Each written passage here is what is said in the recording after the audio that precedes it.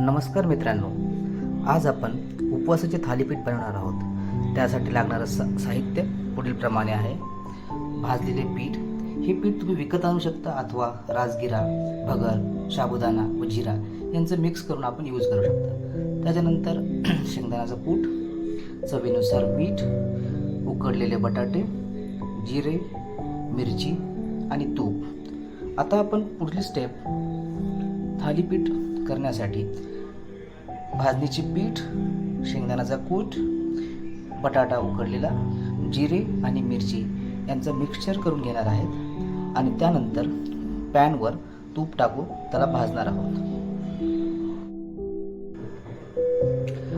आपण आता हा उंडा अशा प्रकारे भिजवून घेतलेला आहे आणि हे पॅनवर आपण आता थालीपीठ करणार आहोत। तुम्हाला हाताने जमत नसेल तर तुम्ही हे प्लॅस्टिक वापरू शकतात।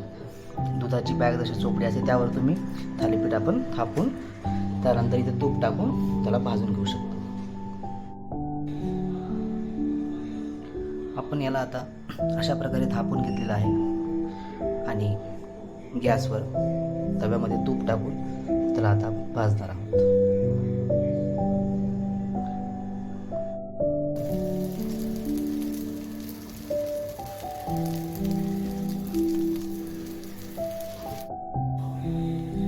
आणि अशा रीतीने आपले उपवासाचे थालीपीठ तयार झाले आहेत।